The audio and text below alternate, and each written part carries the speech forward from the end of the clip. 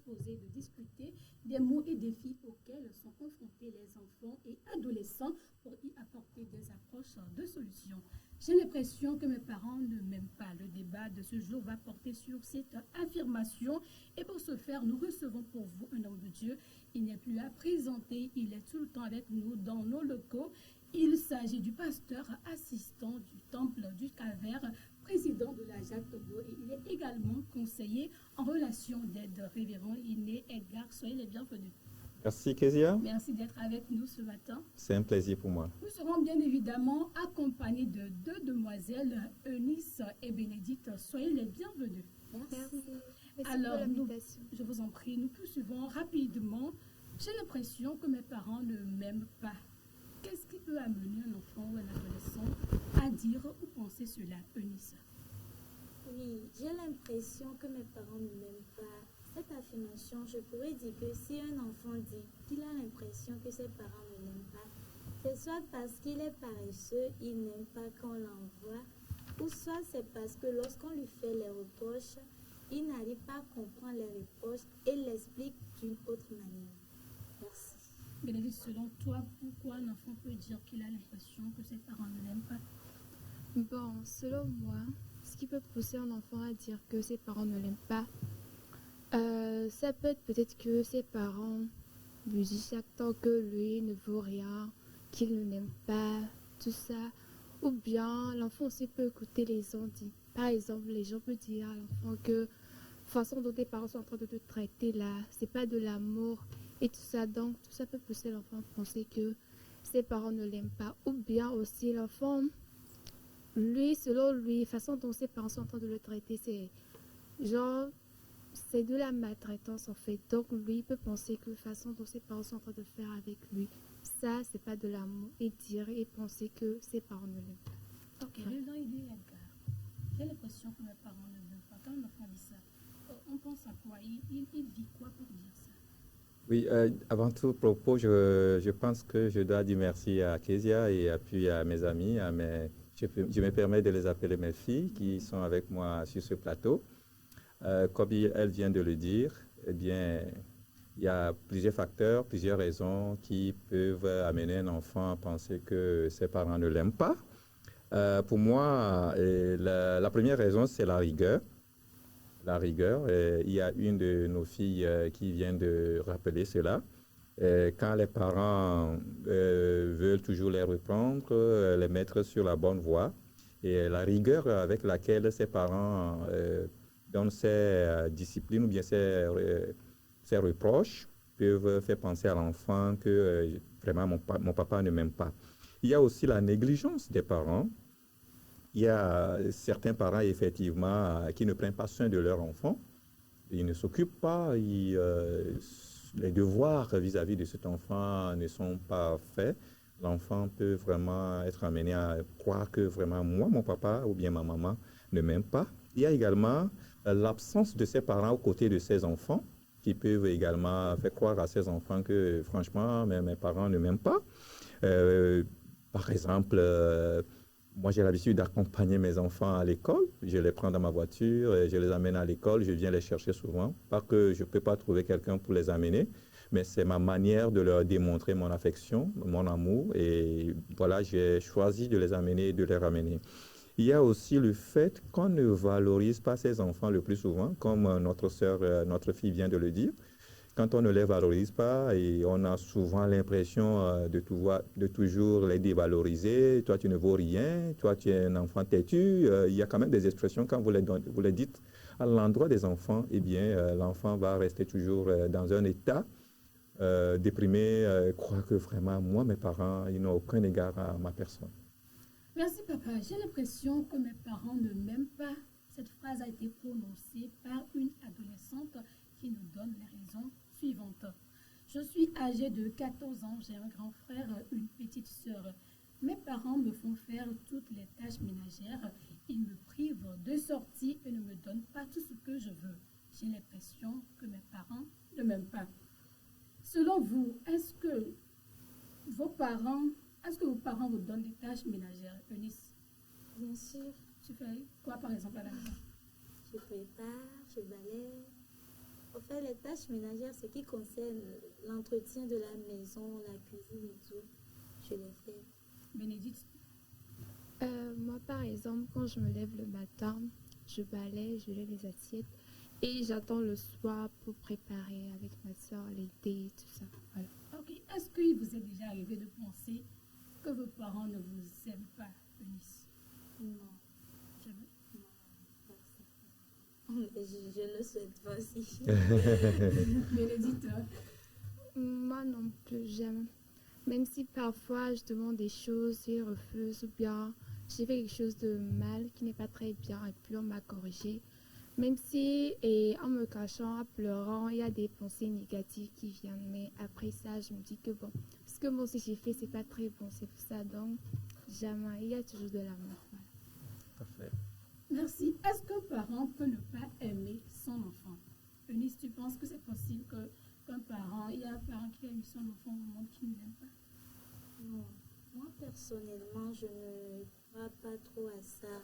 Disons qu'un parent n'aime pas son enfant, c'est un peu compliqué à accepter parce qu'une mère même qui souffre pour son enfant pendant un mois avec les caprices de l'enfant va coucher l'enfant et dire qu'il ne l'aime pas, c'est un peu complexe. C'est bien vrai, soit des situations vont arriver, soit l'état dans lequel elle était avant d'accoucher l'enfant, elle a traversé des choses. Oui, il y a des histoires comme ça. Mais dire catégoriquement qu'un parent n'aime pas son enfant, je ne crois pas. Bénédicte, et toi? Malgré les circonstances, un parent aime toujours son enfant. Même si le parent, genre, il dit qu'il n'aime pas l'enfant, il aime l'enfant. En fait, c'est juste qu'il ne se rend pas compte qu'il aime vraiment l'enfant. Un parent aime toujours son enfant. Révérend, est-ce que vous êtes du même avis qu'elle? Je vais répéter la question. Un parent peut-il ne pas aimer son enfant? Naturellement, non. Naturellement, non. Un parent ne peut pas ne pas aimer son enfant. Mais il faut quand même comprendre qu'il y a l'histoire de vie qui accompagne certains enfants qui peuvent créer cette impression comme si le parent n'aime pas son enfant.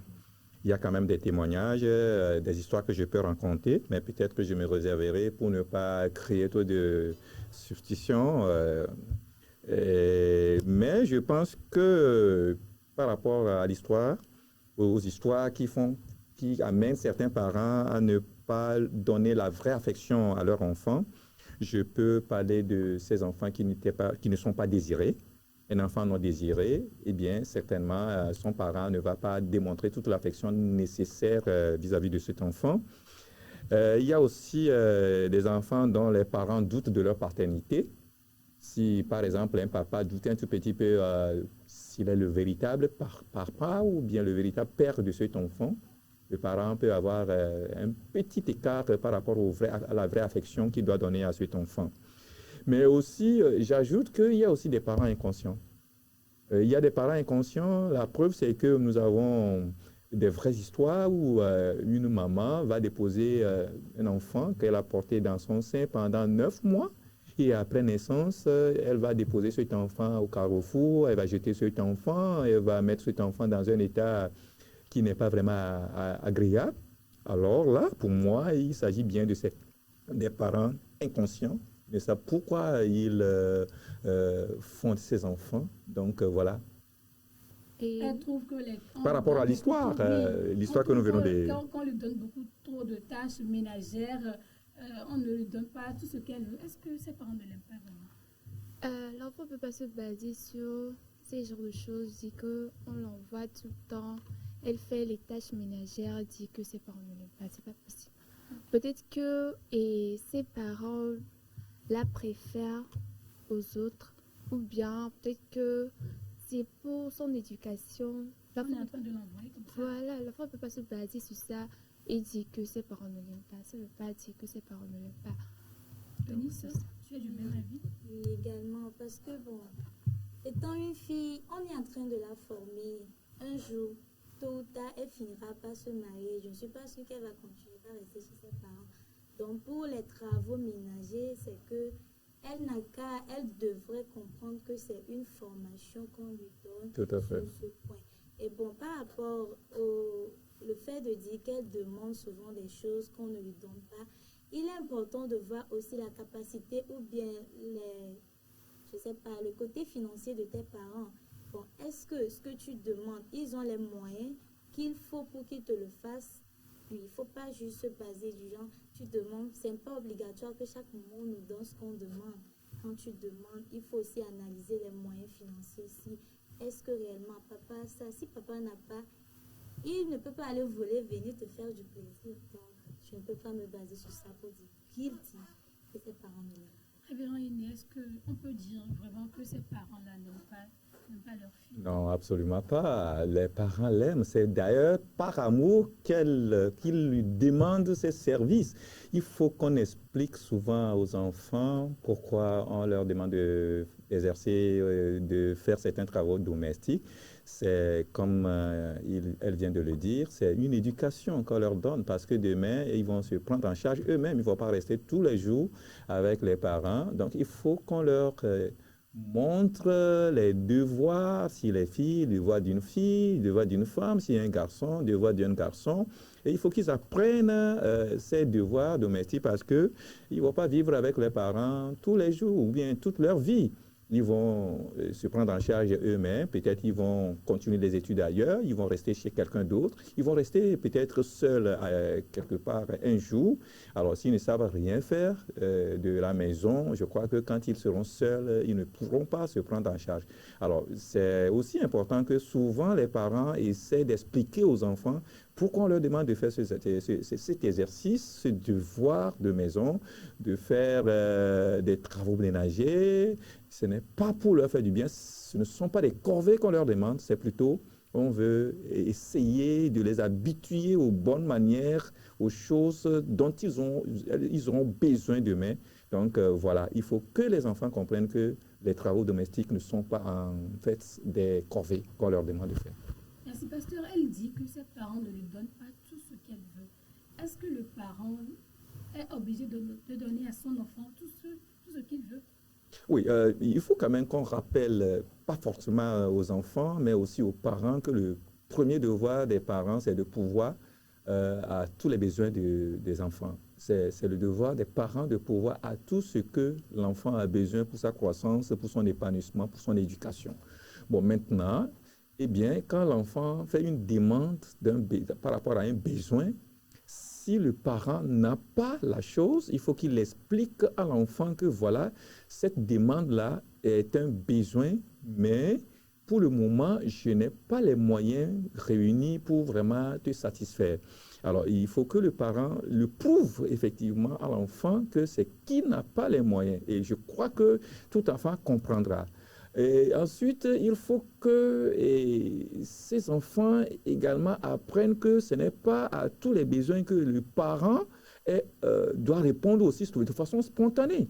Il y a des choses qu'on ne doit pas donner à l'enfant parce qu'il le demande.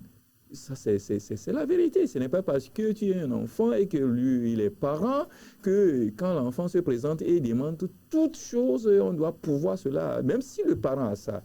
Il faut que le parent sache qu'est-ce qu'il faut donner à son enfant et à quel moment et pour quelle raison il faut donner la chose. Donc voilà, c'est les enjeux de la chose. Il faut que tout ce que l'enfant demandera, non, le parent examine la chose et que l'enfant également comprenne que le parent répond aux besoins sur la nécessité. C'est-à-dire qu'il lui donne la chose parce que c'est nécessaire de lui donner cela. Il y a beaucoup de choses que nos enfants nous demandent que nous ne devons pas leur donner en tant que parents. Si supposez qu'un enfant d'un certain âge demande à son papa, parce qu'il a vu sa maman en train de couper en bois à son papa, essayer d'utiliser le couteau, et l'enfant dit, ben, papa, donne-moi le couteau. Le papa ne va pas donner le couteau à un enfant d'un certain âge parce que l'enfant pense qu'il doit lui donner, en tout cas, il demande le couteau. Non. Donc, il faut comprendre ça. Il faut que les enfants et les parents s'harmonisent par rapport aux besoins et comment les satisfaire. Merci. Bénédicte, est-ce que tu penses que tes parents doivent te donner tout ce que tu veux? Non.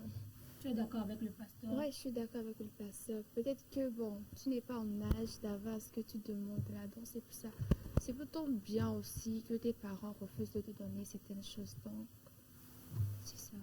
Eunice, tu es du même avis? Oui, je suis d'accord. C'est pas tout ce que je lui ai demandé qu'on aura à me donner.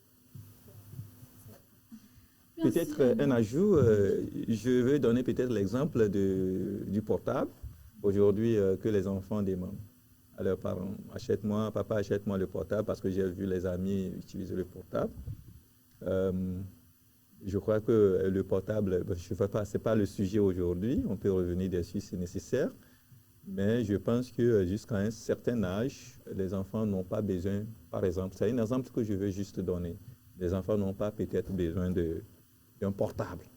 Voilà, parce qu'on connaît un peu les conséquences que le port de portable aujourd'hui des enfants, les conséquences que cela peut engendrer. Voilà. Merci, pasteur. Alors, comment un parent plutôt peut éduquer et corriger son enfant sans lui donner l'impression qu'il ne l'aime pas? Parce que dans ce cas-ci, c'est parce qu'on lui donne des tâches ménagères, Oui. on ne lui donne pas tout ce qu'elle veut. Il y a son grand frère, sa petite soeur, mais elle a l'impression que tout tourne autour d'elle, en fait. Comment le parent doit s'y prendre? Comment vous voulez parler de la discipline ou bien de comment il peut corriger l'enfant Comment quand peut il est en corriger, erreur? l'éduquer? Oui. Alors, pour moi, la première chose fondamentale et qui doit être très, très importante que les parents doivent considérer quand ils veulent corriger, ils veulent l'éduquer, ils veulent peut-être reprendre l'enfant ou bien le discipliner, c'est l'amour. L'amour doit primer. Quand vous aimez un enfant, vous le corrigez et c'est avec amour qu'il faut le faire. Mais s'il y a ce défaut d'amour, du véritable amour que vous devez démontrer à cet enfant, quelle que soit la discipline que vous allez administrer à cet enfant, l'enfant se sentira plutôt blessé. Et il va traîner cette blessure-là toute son enfance, en tout cas toute sa vie. Et je ne suis pas sûr que l'enfant là-même pourra vous pardonner cela. Et la deuxième chose, pour moi, et qui est très important, qui est un facteur très important sur lequel les parents doivent se baser, si nous voulons corriger, nous voulons éduquer et discipliner nos enfants, c'est la responsabilité. Il faut vraiment cette notion de responsabilité quand nous voulons corriger nos enfants. Qu'est-ce que je veux dire? Par exemple, quand un enfant fait une erreur, il faut d'abord l'appeler pour lui faire comprendre la chose. Il faut essayer de l'amener à comprendre que ce qu'il vient de faire est une erreur et qu'il ne doit pas le répéter. Et puis, il faut savoir comment administrer la discipline, comment donner des disciplines, comment reprendre, comment le faire. Et ça dépendra de la gravité ou bien oui, effectivement, de la gravité de ce que l'enfant a fait. Donc, il faut une responsabilité quand nous voulons corriger nos enfants. Si nous manquons cela, eh bien, nous allons blesser nos enfants et ils vont les traîner, ces blessures, pendant toute leur vie. Merci. Si nous prenons le cas de cette fille, est-ce que nous pouvons dire que c'est de la paresse, Eunice? Bon, je ne peux pas affirmer en même temps que c'est la paresse aussi. Peut-être que elle ne sait pas, c'est par manque de connaissances. Oui, c'est parce que la maturité qu'elle a ne lui permet pas de comprendre que, au fait, c'est parce qu'on cherche son bien qu'on l'envoie malgré qu'il y a ses frères, ou bien c'est parce qu'on l'aime qu'on l'envoie. Je peux dire que c'est manque de maturité aussi. Bénédicte, selon toi, c'est par paresse ou bien c'est par manque de connaissances? Non, c'est pas pareil. C'est parce qu'elle fait toutes ces tâches-là qu'on lui demande, qu'elle a l'impression que ses parents ne l'aiment pas. C'est pas pareil, mais bon, comme elle vient de le dire, c'est peut-être pas manque de maturité, elle n'est pas encore. Elle ne comprend pas que c'est Ouais, pour son bien. c'est pour son bien en fait. Est-ce qu'on peut dire que c'est par paresse ou bien c'est par Ça peut être paresse. Paresse du moment où l'enfant pense qu'il ne doit pas faire ses devoirs, mais aussi il ne faut pas que les parents chargent de trop les enfants par rapport aux travaux domestiques, parce qu'on ne peut pas demander à la fois plusieurs choses, plusieurs devoirs, plusieurs tâches à l'enfant. Il faut que ces tâches soient même demandées par rapport à l'âge de l'enfant, à la force physique de l'enfant, et puis également par rapport, il faut un emploi du temps par rapport, c'est-à-dire il faut un emploi du temps aux tâches que vous donnez aux enfants. Parce que quand vous les chargez trop des tâches, cela vraiment met les enfants, ça les complexe, quoi. Il se dit, mais moi seul, je dois balayer, moi seul, je dois laver les assiettes, moi seul, je dois faire tant, je dois aller chercher de l'eau, je dois aller acheter le pain, Mais si vous lui donnez aussi trop de tâches à la fois, mais l'enfant se sentira très, très, très déprimé. Il va se sentir beaucoup, je ne sais pas comment il faut le dire, il se dirait, mais pourquoi mes parents me chargent des tâches ménagères de la sorte? Et ça va d'abord l'épuiser sur le plan physique, ça va l'épuiser sur le plan psychologique, et puis ça le retient. Ça va le bousculer, et puis psychologiquement même, l'enfant serait totalement traumatisé.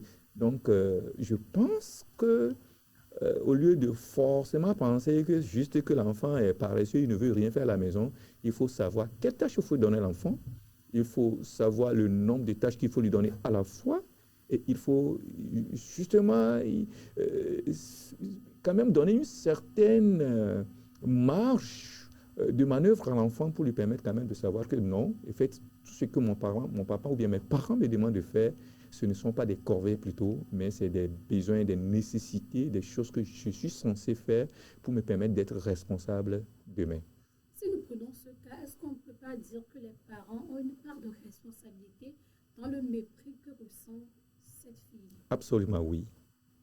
Absolument oui. C'est probablement ce que je pense. Quand l'enfant dit j'ai un grand frère, une petite sœur, mais mes parents me font faire presque toutes les tâches ménagères. Pour vous dire que au lieu de répartir cette tâche-là peut-être entre les enfants, tous les enfants, on a l'impression que toutes les tâches-là sont confiées à lui seul. Donc certainement, il va se sentir vraiment brimé. Il va se sentir vraiment méprisé. En tout cas, il va se sentir brimé quelque part. Donc c'est ce qui n'est pas vraiment intéressant. Ce n'est pas que l'enfant est aussi paresseux, mais plutôt, il se sent plutôt lésé, il se sent plutôt... c'est comme ses parents veulent plutôt le charger et laisser les autres libres. C'est ce qui n'est pas vraiment encourageant, c'est ce qui n'est pas bien. Très bien, Aîné, je pense qu'il y a un travail qui doit vraiment se faire au niveau des parents. Hein, parce que vous pouvez être en train de vouloir du bien, de vouloir éduquer, mais de la même manière, vous êtes en train de nuire à la santé psychologique de l'enfant. Est-ce qu'il n'y a pas un travail que les parents doivent vraiment faire de ce côté? Tout à fait. Et les parents ils doivent comprendre également cela. Et il faut que nous, en tant que parents, comprenions notre devoir vis-à-vis de nos enfants. Comme je le disais au début, il faut que nous comprenions que quand Dieu nous donne ses enfants, il nous donne des responsabilités vis-à-vis de ses enfants, parce que nous allons rendre compte de ses enfants. Bon, maintenant, pour moi, et selon la parole de Dieu, si un enfant ne réussit pas, la grande responsabilité doit être partagée d'abord par les parents, parce que c'est nous qui sommes censés leur donner l'éducation adéquate, l'éducation qu'il faut. Et si nous ne donnons pas cette éducation de base-là à l'enfant, ce n'est pas les rues, ce n'est pas l'école, ce n'est pas les amis qui vont former les enfants, qui vont éduquer ces enfants-là pour nous. Donc les parents sont censés être bien instruits, bien éduqués, pour pouvoir donner une bonne éducation aux enfants. Révérend Iné, vous êtes conseiller en relation d'aide. Peut-être qu'il y a un parent qui nous suit actuellement, l'éducation qu'on a reçue souvent en Afrique. Hein. Quand tu es une fille, peut-être parmi les garçons, ou bien parmi le des enfants, c'est soit la grande, parce qu'il y a le grand frère qui est un garçon, c'est elle qui est au milieu, qui est un peu grande, et puis il y a la petite. Donc, souvent en Afrique, on a l'impression de dire que la femme, c'est les travaux ménagers, voilà. C'est ça, et tout ça là. Un parent qui nous suit et qui veut maintenant recadrer les choses, peut-être qu'il est dans le pas. Qu'est-ce qu'il doit faire? Est-ce qu'il doit suivre une formation ou bien est-ce qu'il va juste faire un planning particulier? Oui, une formation, parce qu'il faut quand même trouver le cas de formation avant que le parent ne partisse. C'est vrai qu'aujourd'hui, il y a quand même des petites structures qui essaient de former les parents par rapport à la façon dont ils peuvent éduquer les enfants aujourd'hui, s'il y a des occasions. Je crois que les parents peuvent aussi participer à ces formations. Mais au-delà, il faut quand même comprendre que les parents, nous devons comprendre que surtout les parents africains, je vais attirer l'attention, qui répartit les tâches de façon culturelle. On a l'impression que les jeunes filles sont faites pour le ménage. Bon, vous connaissez bien l'histoire de ces Bandiens qui pensent que la femme, c'est pour le foyer. Non, voilà, donc vous connaissez un peu le test là. Alors, c'est juste un problème culturel. Bon, mais nous ne pouvons pas également nier notre culture en tant que jeunes filles africaines. Il faut quand même avouer que la tâche ménagère est beaucoup plus attribuée à nos jeunes filles. Et il faut que nos filles également comprennent que cela. Bon, mais il ne faut pas exagérer parce que aujourd'hui, la réalité, c'est que les garçons également doivent rester seuls quelque part. Si vous ne savez rien faire de la tâche ménage, en tout cas de ménagère à la maison aujourd'hui, lorsque vous serez seul, vous allez en souffrir. Alors, il faut qu'il y ait un équilibre entre filles et garçons à la maison par rapport à la répartition des tâches. Et il faut que, et même le garçon également, on essaie de lui montrer que voilà, cette tâche-là, ce n'est pas réservé seulement aux filles, mais tout le monde, tous les deux sexes peuvent également participer à ces tâches. Le garçon peut également préparer à manger, il peut laver les vaisselles, il peut faire toutes choses. Bon, donc c'est vice-versa. Il faut que les filles également puissent apprendre qu'il y a des tâches qui ne sont pas juste réservées qu'aux garçons. Il faut qu'il y ait un équilibre entre la répartition des tâches des parents à la maison. Donc, je peux dire que les parents doivent également essayer de voir la chose et d'adapter l'éducation par rapport à l'évolution du monde aujourd'hui, parce que les choses ne sont plus comme elles étaient dans le passé. Pour ne pas toujours rester dans une culture bien clôturée, il faut au moins une marge, élargir un peu les choses pour que vraiment nos enfants puissent s'en sortir lorsqu'ils ne seront plus avec nous. Merci. J'ai envie de demander ce sentiment de mépris que l'enfant ressent actuellement. Est-ce qu'à la longue, ça ne constitue pas un danger pour son épanouissement, pour son avenir? Absolument oui.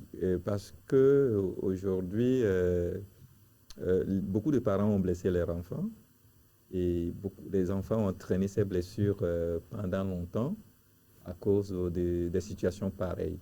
Et si on peut autoriser les enfants de s'exprimer, les jeunes adolescents et même les jeunes aujourd'hui, voilà, si on peut les autoriser de s'exprimer et de dire réellement ce qu'ils ressentent vis-à-vis du quotidien à la maison, je crois que les enfants, nos jeunes adolescents, ils ont beaucoup de choses à dire, juste qu'ils ont peur.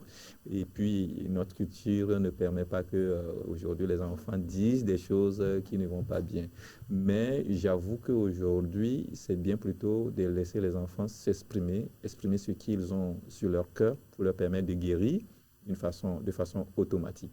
Aujourd'hui, les enfants souffrent et même il y en a qui ont grandi avec et qui malheureusement fait le réplique. C'est-à-dire qu'ils retournent la balle à leurs parents parce que plus tard, ces parents constateront que ces enfants ne sont pas vraiment proches d'eux. Lorsqu'ils auront besoin de ces enfants ne vont pas trop s'en soucier. C'est ce que les parents, la plupart des parents africains souffrent aujourd'hui.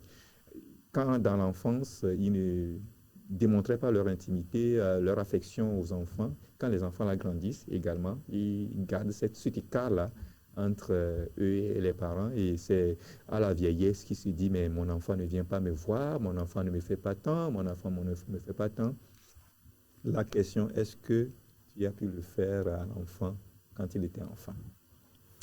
Et par rapport à ce problème, pasteur, est-ce que les parents eux-mêmes, c'est pas parce qu'ils n'ont pas reçu cette éducation-là qu'ils n'arrivent pas à le transmettre? Exact. Est-ce que tu as trouvé la vraie réponse. C'est la vraie réponse. C'est la vraie réponse. La Bible dit souvent, ou bien un adage dit, on ne peut donner que ce qu'on a.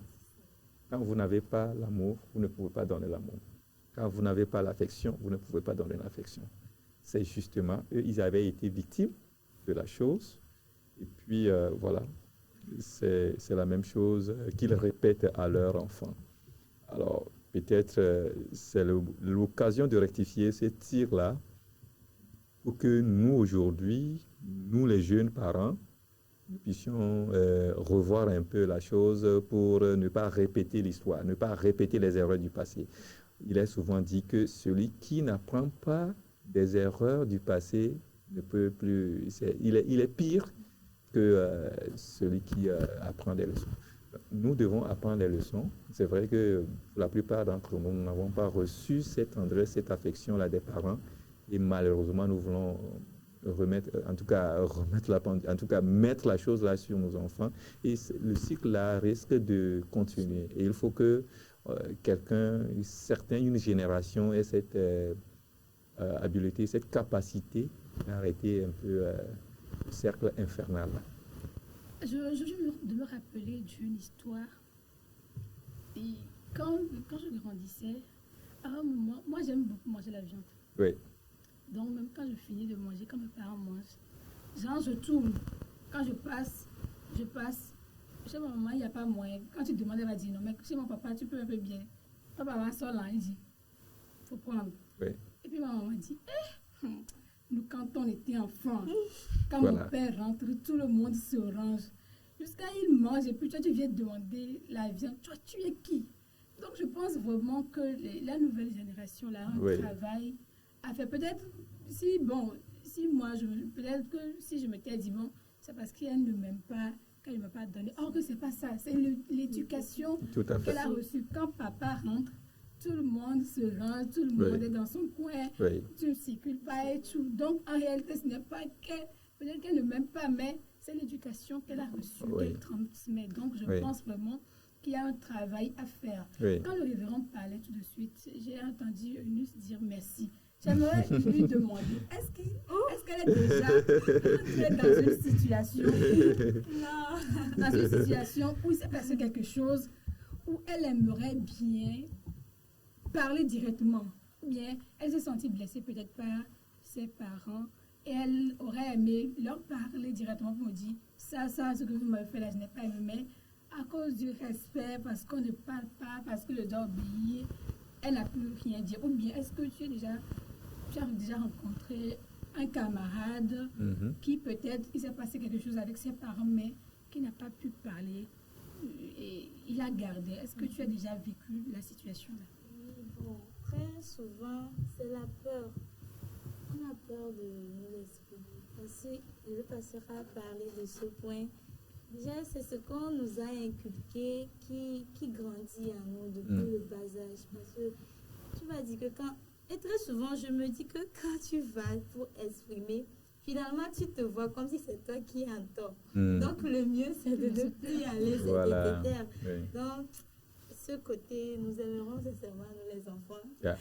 voir nos parents, de nous revoir encore un peu ce côté. Lorsque nous venons avec le souci, essayer de nous comprendre notre côté et la manière dont vous allez aussi nous reprocher et nous ramener sur l'idée dont vous étiez en train de parler aussi. Il faut revoir ça et ça nous aidera beaucoup. Merci révérend Iné. Est-ce que les enfants ne doivent pas comprendre aussi qu'ils ont la possibilité de discuter avec leurs parents? Oui, en fait, l'idéal, c'est d'ailleurs ça. Les parents ont ce devoir d'ouverture. Il faut permettre aux enfants de vous approcher, de discuter avec vous. Le véritable problème, c'est de ça qu'il parle. C'est un peu un problème culturel. Mais aujourd'hui, nous sommes arrivés à un temps où, si nous continuons toujours dans ce modèle de culture, nous allons faire du tort à nos enfants. Parce que les enfants ont beaucoup de choses à exprimer. Ils ont des choses à dire. Moi, je dis souvent à mes enfants, ma fille aînée, ce que je lui dis souvent, je dis, mais ton meilleur ami, c'est moi, c'est ta maman.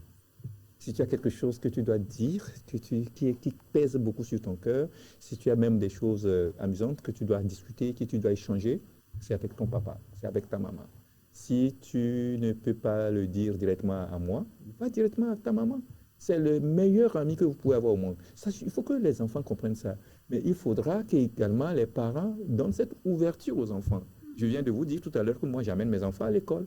Juste, je crée cette atmosphère-là, cette occasion pour les enfants de rester ensemble au moins, puisque je n'ai pas assez de temps de rester au salon ou bien à la maison, qu'on se voit ensemble et qu'on discute ensemble. Bon, je dis, ben, au moins, en restant ensemble dans la voiture, il y a des choses que nous pouvons dire. Et le plus souvent, quand on va, souvent je dis, écoutez, vous devez comprendre que vous êtes différent des autres. Hein.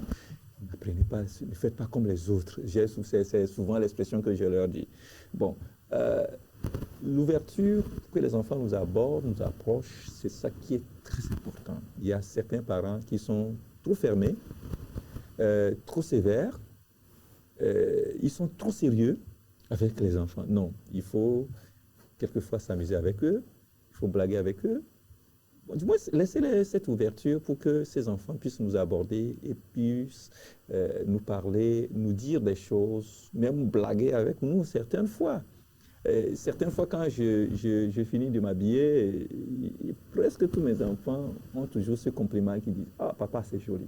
Je suis très fier que mes enfants ont apprécié mon habillement. Voilà. Et le plus souvent, moi également, je dis « Mais hey, ton habit là, c'est joli. Hein? » Bon, juste quand même des petites choses pour que nos enfants s'affectionnent avec nous. Si nous ne le faisons pas aujourd'hui, assurez-vous, quand ces enfants grandiront là, hein, ils seront très loin de vous. Ils vont peut-être assumer leurs responsabilités vis-à-vis de vous, ils vous donneront de l'argent, si vous êtes malade, ils vont vous amener à l'hôpital, ils vont faire tout. Mais vous ne les verrez jamais à côté de vous. Parce qu'ils n'ont jamais vécu cette atmosphère, cette ambiance-là. Donc c'est à nous les parents de créer l'ambiance entre enfants et nous. Et cela va éviter que les enfants aillent apprendre des choses ailleurs. Vous savez, avec les camarades, il y a beaucoup de choses qui peuvent se dire et ça peut se dire sans responsabilité. Mais nous, les parents, nous sommes censés donner la bonne éducation, dire des choses vraies, les choses réelles à nos enfants. Alors, si nous ne créons pas cette atmosphère entre parents et nous, en tout cas entre enfants et nous, je crois que, eh bien, nous ne faisons pas du bien à nos enfants. Merci, pasteur. Je me rappelle que j'ai vu un film. Je ne me rappelle plus du titre. Hein. Le garçon a réussi, mais il n'arrivait pas à vivre une harmonie avec sa maman. Oui. Il avait l'argent, la femme ne manquait de rien. Argent, la femme était à l'aise, mais elle était seule. Oui. Et l'enfant était beaucoup trop occupé pour elle. Son jour d'anniversaire, elle aimait tellement l'anniversaire, donc son jour d'anniversaire, son fils est incapable de venir, mais il envoie de l'argent. Oui. Il envoie fanfare, il envoie un cadeau, de l'argent, mais il envoie quelqu'un pour dire « Ah, mon fils m'a dit ». Puis elle dit oh, « Ce n'est pas… » Un jour, elle a dit qu'elle est fatiguée de toutes ces choses-là, que c'est lui-même qu'il veut. Donc, je pense que si elle avait vraiment pris le temps de cultiver l'intimité avec l'enfant, voilà, le problème ne se poserait pas dans sa vieillesse. Merci beaucoup, pasteur. Nous arrivons presque à la fin de cette émission. Au vu de tout ce qui vient de se dire, j'ai vu que nous avons parlé de beaucoup de choses et chacun a pris sa part de responsabilité. Alors, qu'est-ce que tu as à dire à un enfant qui nous suit, par exemple, et à un parent? Comment doivent se faire les choses? C'est vrai que les parents doivent nous éduquer, mais comment la chose doit se faire? C'est vrai que nous aussi, nous devons comprendre que la responsabilité doit être partagée. Un enfant a des devoirs avec ses parents. Alors, au vu de tout ce qui vient de se dire, quel est ce que tu as à dire à un enfant, à un parent? Bon, pour ce que je peux dire à un enfant, moi-même, je suis dedans, c'est que essayons aussi de comprendre certaines fois nos parents. Essayons de le comprendre ainsi que c'est parce que eux aussi n'ont pas reçu ce genre d'éducation que nous demandons. Voilà. Qu'ils n'arrivent pas, ce n'est pas au fait qu'ils ne nous aiment pas, mais je me dis que sûrement ils ont l'envie. Yeah. Mais la manière dont ils vont arriver à le faire, c'est ça qui n'est pas encore mis en place. Yeah. Donc pour nous les enfants, c'est à nous maintenant de commencer par nous approcher de nos parents. Par exemple, c'est bien vrai, c'est difficile, mais toute chose commence qu'une seule fois. Si ta maman t'a blessé à travers ses dits, c'est à toi de t'approcher humblement. Maman, pardon, ce que tu m'as dit là, comme ça, là, ça m'a blessé. Mais bon, prochainement, si vous voulez le dire, vous me le dites encore un peu plus comme ça. Et la maman te donnera aussi la raison pour laquelle elle a parlé comme ça. et ensemble vous familiariser. Et pour nous, les parents, essayons de nous familiariser avec nos enfants. C'est très important, très important. J'aimerais soulever un point par rapport aux pasteurs, aux co-pasteurs. Très souvent, ils ont l'intention de dire que c'est Dieu, c'est Dieu, c'est Dieu. Mais bon, si nous ne commençons pas par notre éducation, c'est un peu difficile pour les enfants de pouvoir comprendre l'éducation. Donc, très souvent, ils se disent, j'ai un réveil, j'ai ci, j'ai ça. Donc, ça les empêche aussi de passer du temps avec les enfants. Yeah. Mais je soulève ce point au niveau de nos papas spirituels et mamans spirituelles, de voir aussi ce côté avec nos enfants. Super. Merci beaucoup. Merci beaucoup, Bénédicte. Qu'est-ce que tu as à dire à un enfant, à un parent qui nous suit? Ce que j'ai à dire à l'endroit des parents, et c'est que ne faut pas que l'éducation soit seulement d'envoyer l'enfant, si l'enfant fait quelque chose de mal, de le corriger. Que ce soit aussi des petits gestes d'amour, des petites sorties, des petits cadeaux. Et montrer à l'enfant en fait que malgré tout ça, au-delà de tout ça, il y a de l'amour. Même si, bon, il n'y a pas des moyens bien, je sais pas, il faut pas que ça s'arrête seulement sur des petites tâches comme ça. Il faut aussi que ça soit un peu d'amour, des petites sorties et tout ça. Et ce que j'ai à dire à propos de nous-mêmes les enfants, c'est que bon, si tes parents ne te comprennent pas vraiment, il y a au moins un ami au ciel qui s'appelle Jésus. Il faut t'approcher de l'ami là, lui parler que voilà, mes parents souvent sont comme petit ça. Jésus. Ouais, il y a Les enfants, c'est Jésus. ça, petit Jésus, fais-moi ceci, fais-moi ça. Non, Vas-y. il y a Jésus. Jésus comprend tout le monde. Et comme ça, tu peux parler à Jésus et dire que bon, Jésus, voilà ça, ça, ça. Jésus, il peut t'aider, te dire, bon, faire comme ça, faire comme ça. Et après, tu parles à tes parents que voilà, c'est comme ça. Puis tout ira bien. Merci beaucoup, pasteur. Quels sont vos conseils, premièrement, à l'endroit des enfants? À l'endroit des enfants, qu'est-ce que je peux dire? La première chose que je veux que vous reteniez, c'est que c'est vrai qu'il y a des cas rares, mais il n'y a pas un parent qui peut ne pas aimer son enfant. Si c'est des cas rares. C'est des cas rares et je viens de citer quelques facteurs qui amènent aujourd'hui les parents à manquer la véritable affection à leur amour. Je veux vous confirmer que vos parents vous aiment, même s'ils ne savent pas comment exprimer cet amour. Il faut comprendre que mon papa m'aime, ma maman m'aime. Deuxième chose, si vous voulez prospérer et être heureux, comme la Bible le dit, pour les enfants, obéissez à vos parents. Ça, c'est une recommandation qui est accompagnée toujours avec une promesse. Cette parole-là, on ne finira jamais de la dire assez. Et obéissez à vos parents. Même si la façon dont ils doivent vous démontrer l'amour n'est pas là, obéissez à tout ce qu'ils vous disent. Si vous avez des réclamations, faites-les sans passion. Faites-les aussi avec amour. Faites-le dans l'humilité. Faites-le humblement. Et je crois que ces parents, ils sont vraiment conscients et ils comprennent. Et aux enfants, faites tout pour qu'ils soient contents de vous. Ne jamais énerver vos parents pour qu'ils prononcent des paroles à votre endroit. Faites tout ce que vous pouvez faire pour plaire à vos parents, pour arracher leur joie, pour arracher leur bénédiction. Et aux parents, je crois que nous avons des responsabilités en tant que parents. Et quand nous prions, nous faisons tout pour que Dieu nous donne des enfants, il faut noter premièrement que nous avons des responsabilités vis-à-vis de ces enfants. Et ces responsabilités auront des comptes que nous devons rendre à celui qui nous a confié ces enfants. Comprenons que ces enfants sont chez nous comme un prêt que Dieu a fait et Dieu veut qu'à travers nous, ces enfants réussissent. Moi, je me dis, si mon enfant ne réussit pas, je me condamnerai. Je dirais que j'ai manqué ma responsabilité vis-à-vis de cet enfant. Donc, mon enfant, je mets tout à sa disposition, selon les moyens que je dispose, pour que l'enfant la réussisse. Et c'est ma plus grande aspiration, que mes enfants réussissent. Sur tous les plans, dans tous les domaines, je veux dire.